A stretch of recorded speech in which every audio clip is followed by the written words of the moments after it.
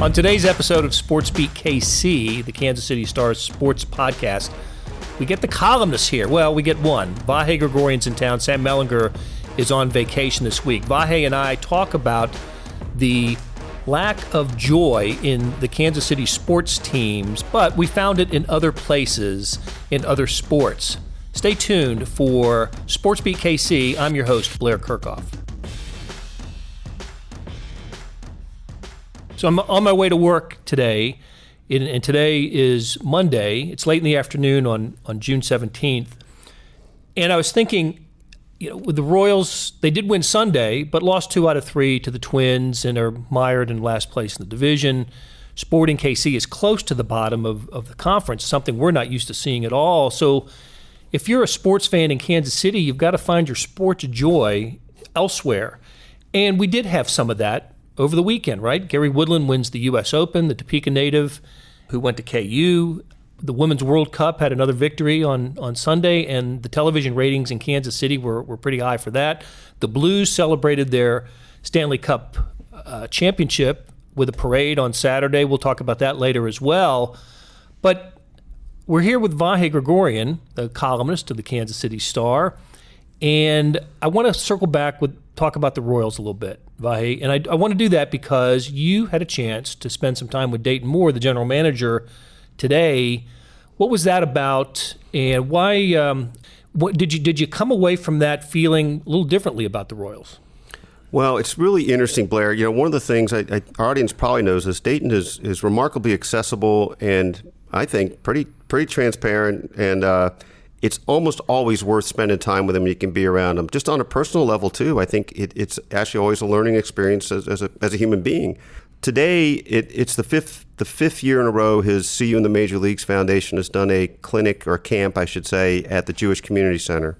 And I think it's worth mentioning this at any time. Every time I drive in that lot, I have to admit, I think of the shooting there 5 years ago, the horrible tragedy. And Dayton spoke to that right away and brought up Reed Underwood and William Corporon and of course, Terry Lamanna, who was killed elsewhere, but all in the same umbrella. And I think that's a good thing for us to pause and think about. Just remember their names and think about them. But the rest of it was, he was sort of, there were a bunch of us there, reporters, maybe 10, 12 people, TV stations, and we kind of got a little stream of consciousness with him, just sort of talking about the state of things. And one of the things that's very interesting, and part of the focus of what I'll write about, have written, is that I think he was taking a little strength from the kids in hearing his own words, trying to reinforce those words to himself and the messages he's trying to give the kids about moving forward, not acting like you're not staying down, not staying wounded when things are going poorly. And so that was one of the things that was a little bit my takeaway. As horrendous as the Royals have been, I mean, he's very much trying to be the same person, and there's value in that to me. I mean, it's not the same as getting this team right, but there's value in that, and in the big arc of things. Among the highlights of things he talked about were he said this different times in different ways, but I thought that he said it pretty explicitly today that they're not going to look to move, and most likely won't move, any of the guys that they have control over after this year, which we've heard some back and forth on that. Some speculation, yeah, for sure, and I think informed speculation. Yeah, I think it is informed speculation for sure, but I think that their pendulum has swung a little bit on this, and I think we did talk specifically about Whit Merrifield, because Whit, right now, you could call him one of the best players in baseball, or certainly in the top 10, 12, somewhere of that nature, could help other teams. And Dayton basically made it sound like the asking price for him would be astronomical if they're even going to consider it. So, he said a few things with that. And the other thing, that I'll stop this one answer, which is just one big ramble. Sorry, Blair, but we did get into Bubba Starling a little bit. And he says Bubba Starling is still the most asked question he's ever got as general manager of the Royals. And he looked at me at one point and remembered that we had traveled over to a prison together last year, and said that he remembered the question coming up in prison, which was funny. But his stance on Bubba was interesting. I mean, I think what he was trying to get across is, we don't want him thinking about coming up. We don't want him looking over his shoulder. We just want him to play. But it was really kind of funny at the end. He kind of dangled this little thing out there that sort of suggested just when you don't expect it, maybe it'll be time for him.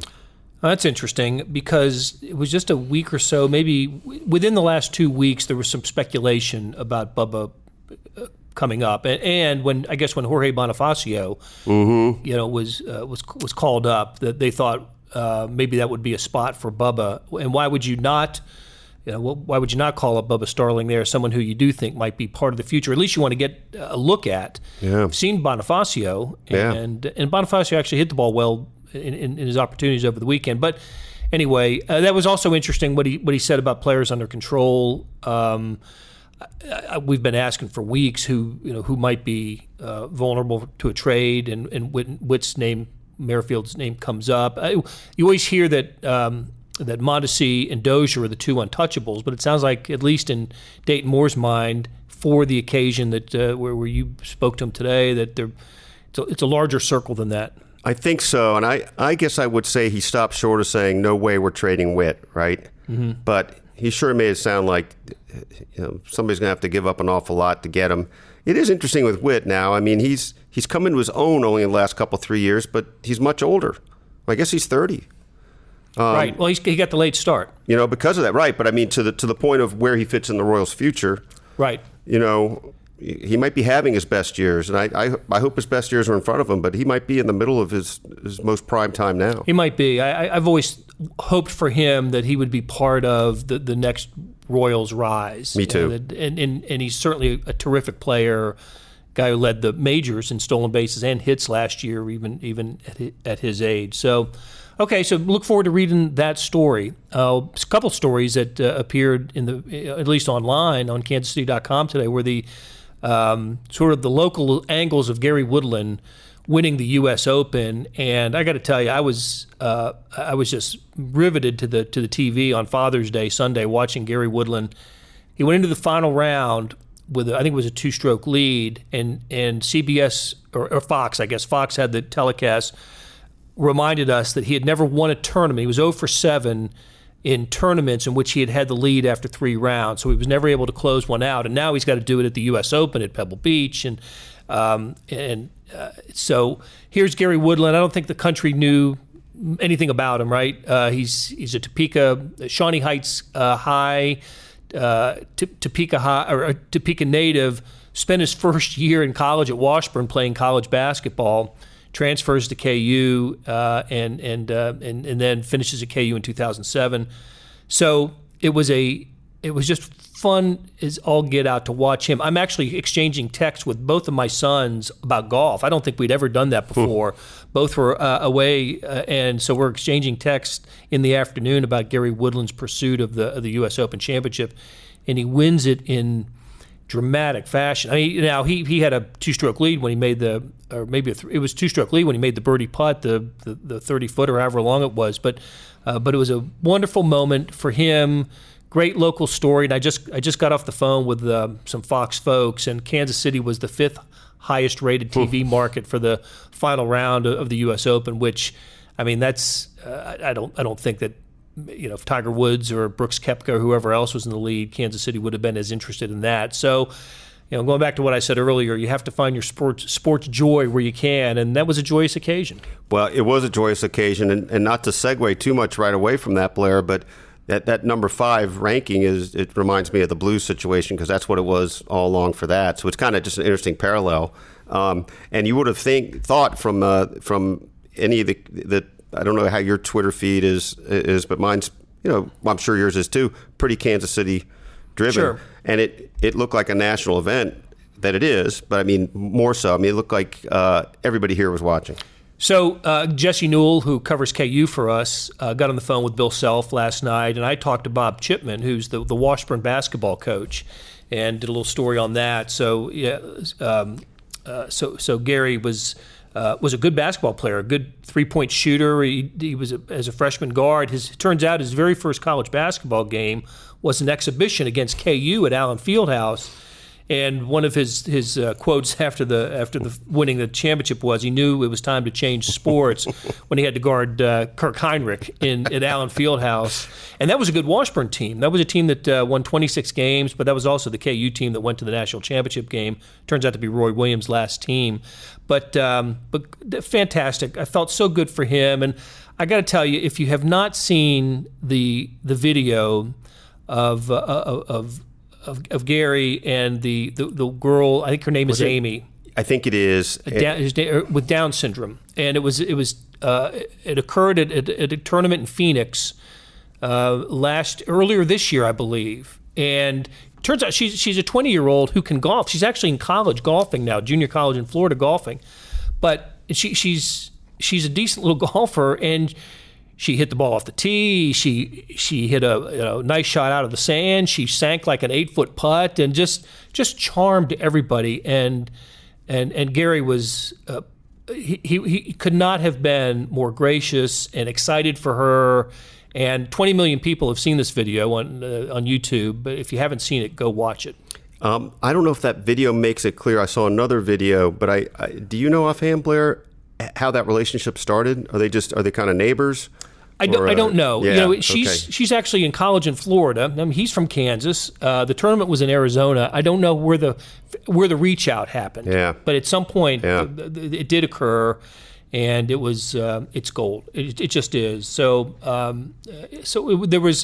it was so much fun watching him on Sunday, and we've gotten some pretty good luck with the golf majors. There's been 3 so far this year because the PGA has moved on the calendar, and we had Tiger Woods winning the Masters and Brooks Koepka, who I think is the most dominant golfer, on the scene today, winning the PGA, and now Gary with the U.S. Open, his first major, the local product. Our friends at the Post-Dispatch reminded me. I think Dave Matter might have tweeted this that Gary kind of endeared himself to the people at Belle Reve last year because he had a little sense of humor with he was getting a lot of MIZ stuff. Oh, I remember over that. there. Yeah, and he played along and I think he got a little St. Louis boost in these ratings too. Very good. All right, Vahe, let's take a break. And this is the time when you'll hear me have a promotion for the Kansas City Star. So listen to me for another couple of minutes, and we'll be right back with Vahe Gregorian.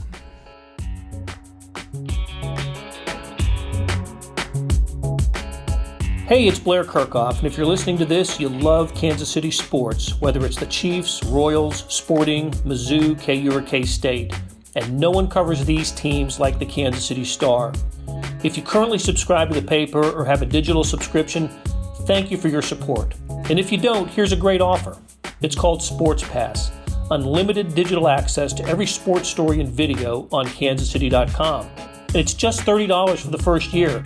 It's the best sports value in town, just 8 cents a day or $2.50 a month. You can't beat that. Subscribe now at kansascity.com/sportspass.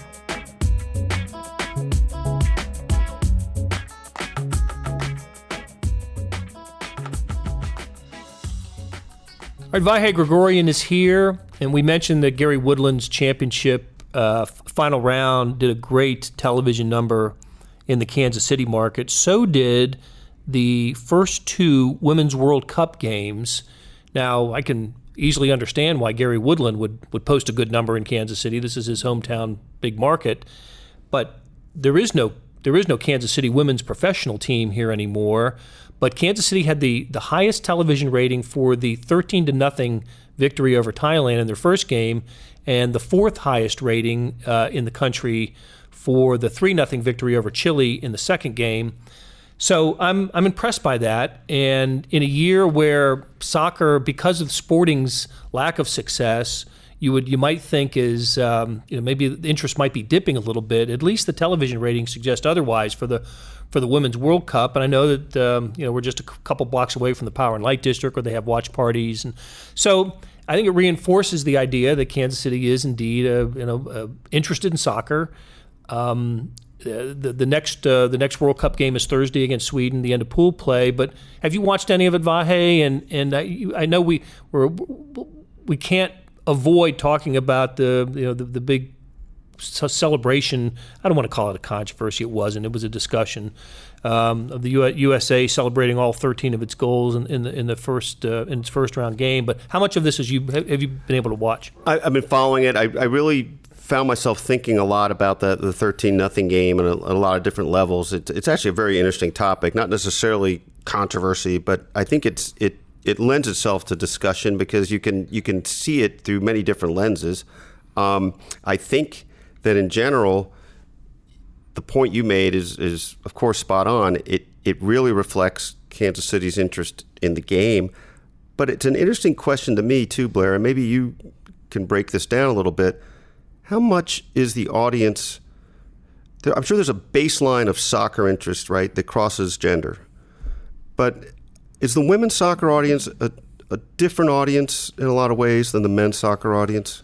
That's a good question. We'll have to ask Sam McDowell that, who covers sporting for us, and just sort of what he sees when he goes to sporting Kansas City games. I seem to recall that when you had FC Kansas City here, the women's team, they did pretty well, and they were certainly successful on the field. They were the two-time champion of the league. But this is the second year I think it's the second year they haven't been here, second or third year. But look, kudos to Kansas Citians for paying attention, for watching. I was interested in the following some of the commentary after Team USA won its opener and celebrated all 13 goals as if each of them were the first career goal for any of those players. And heck, Alex Morgan alone had 5 or 6. So the USA responded in its second game. Carly Lloyd had a couple of goals, and after kind of an initial burst of excitement, did a golf clap. That was her response to her little polite golf clap. Will that shut you up, critics? This is for you. The only thing I thought about during this was, I'm all celebrations are great, and I think this falls under the unwritten rule that you and I talked about a couple months ago with baseball fights, with the pitching inside. I think celebrating goals falls under unwritten rules. What are you supposed to do? And I think if they had thought about it, what the women should have done is come up with some sort of choreographed celebration, the way we have accepted it in football, right? And the Chiefs have been great at it over the last few years. They've had some of the better ones. Absolutely, they have. And when you say that, I immediately think of the potato sack race in Dallas. Sack race. That goes right to the top for me. Same, yeah. But we've seen bowling, the bowling alley. We've seen all sorts. So it seemed to me that the women missed an opportunity here to come up with some kind of routine after goals 2 through 13. Well, and to your point, the idea being a routine, because I don't think they could have had 13, versions of it ready to go. But it is funny. Let me go back to one part of this a little bit, which is, we've seen this all the time in many times covering the football teams we do, college ones particularly, things that get a little carried away. Gosh, those first Kansas teams, I don't think you were here yet, but wasn't there a game? I can't remember if it was Kansas or Kansas State down at Auburn where they put on the running clock. The running clock in the second half. Things like that. You can't tell the team not to play its best, and the limited substitutions and all these sorts of things. I do wonder, though, if maybe it's a soccer thing where you just say after a team scores 10 goals, we're just going to shut it down. I mean, do you do something like that? Is that worth thinking about? I don't know how you play keep away. You can play it in soccer. You can play keep away, but I think that's almost more insulting to the opponent than piling up goals. It is. To kick it around among yourselves and just play keep away. And of course, even if it's a glorified practice at that point, you still want to work on your habits and stay sharp and do things you would do in pressure situations. So I just wonder if that might be an answer, though, right? I mean, let's just say if it's 10, you're done. Right. It might have been all right. Well, that's, in certainly some leagues, not necessarily soccer, there are 10-run rules, right. In baseball, whatever, and softball has some rules like that, the slaughter rules, we used to call them when we were younger. This was definitely that. And I noticed that a couple of those goals in that 13-0 game were made in extra time. So, they were continuing to play hard, which listen, that's fine. Continue to play hard. Right. And so what Team USA did after winning that game, for the second game against Chile, they started not an entirely new team, but almost an entirely new team, for the purpose of having everybody have experience of critical time soccer, and the idea being it would be beneficial when it gets to the important games in the quarter semifinals, that sort of thing. So we'll continue to follow the Women's World Cup, and speaking of celebrations, I got to tell you, Saturday afternoon I found myself flipping around. The Royals, I think, had a night game. Sporting wasn't playing. U.S. Open was on the West Coast, so it didn't. Gary Woodland wasn't going to start until later in the day.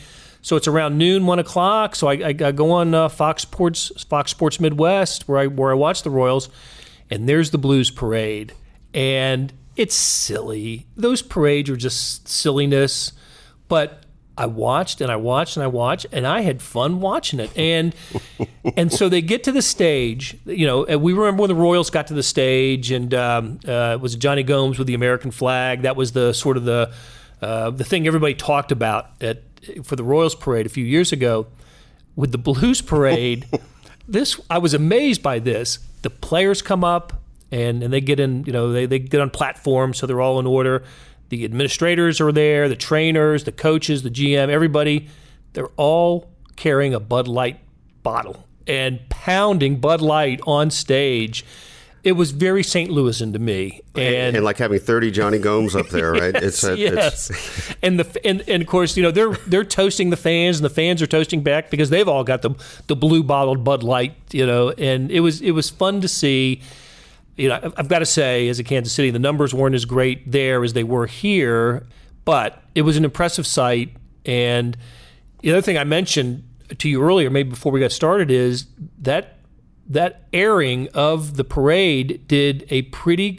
It was the most watched show on cable in that time slot in Kansas City. So from noon to 3 o'clock, that includes ESPN, Food Network, other the Blues parade. That's amazing. Look, you can see why, for reasons we've talked about a little bit before, some sense of proximity and connectivity and some St. Louis expats and relatives and stuff. But I think also there's something about the hockey player celebration that captures the imagination a little bit, right? These guys are out among them in ways that I don't think the Royals were close to that way along the parade route. I mean, these guys are coming over. Royals probably pretty much stayed on their floats, right? That's right. They did. They did, and you make a good point, because whoever was carrying the cup, and they took turns doing that, had all the fans touch it, pose with it, which is a wonderful, wonderful tradition in that sport. It is. I saw some guys shotgunning beers with the fans. And they got lucky with the weather. It had rained overnight, and they expected maybe to have some rain during the day, and it cleared out. They actually had sunshine for the stage setting. I was so happy for the folks in St. Louis. Part of the thing too, and of course, this was a celebration of the Blues, not a denunciation of the Rams. But our colleague Tom Timmerman over at the Post-Dispatch tweeted that somebody had put out a Rams banner on Market Street that was being run over by everything on the parade, which I thought was pretty cool. That was cool. So, hats off to the Rams. Sorry, it's okay. To the Blues. They're on our mind. To the Blues. What do you think of my idea of trading? Have a Chiefs Blues trade. We trade one preseason Chiefs game for a regular season Blues game at Sprint Center. They get Edwards Jones Dome, or whatever they call it now. Chiefs preseason game, and we'll take a Blues around in the holidays, I would think. I love that idea. I've thought for a while that the Chiefs might mess around with the idea of a preseason game over there, but only in my silly imagination. I don't have anything to base that on, but I like the idea of it being a trade. Yes. And I think it's interesting. There's a little bit of we might have talked about this last week. There's a little bit of a reluctance in some circles over there to embrace the Chiefs because of the feeling of Clark Hunt being part of allowing the Rams to go. On the other hand, the Chiefs are kind of a phenomenon right now because of Patrick Mahomes, And who didn't hurt himself by showing up in a Blues jersey for game 3 in the Stanley Cup. At least appearing to guzzle a beer. Yes. That didn't hurt him either. Right. So you've got sort of these different dynamics in play that I think are kind of interesting. And I think that it's no longer on KMOX, by the way, which has the largest reach, but it's on 590. The Chiefs are still on 590 all the time over there. So I don't know. I think it would be interesting to see in the next 4, 5, 6, 7 years how much of this stuff folds together more. Okay, so that's our challenge to Mark Donovan. Get this done. Yeah. Take a preseason game there. Not the third one. You always want the third one to be, that's the big one, always the big one. If you've got that at home, like the Chiefs do this year, you want that. But if it's any of the other 4, take one over and. Is it the sort of thing, like Blair, that local merchants would revolt against, or it's not quite the way it would be at a college town that loses a game, plays out of town? I wouldn't think so. I don't. The perception of fans might be the bigger right, question, exactly, right? And you'd have to make some sort of adjustment to a season ticket price because it's you basically when you buy a Chiefs season ticket, it's for 10 games, 2 in the preseason and 8 at home. So anyway, all right, Vahe, always great to talk to you. Thanks for stopping by. Same, Blair. Thank you. How does this feel? You want to see some fucking emotion? We're Stanley Cup champions, baby!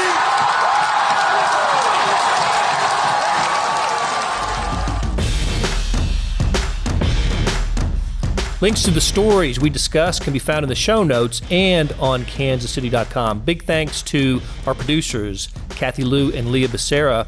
This has been Sports Beat KC, a sports podcast of the Kansas City Star. I've been your host, Blair Kerkhoff. Thanks for listening, and we'll be back soon to talk sports in Kansas City.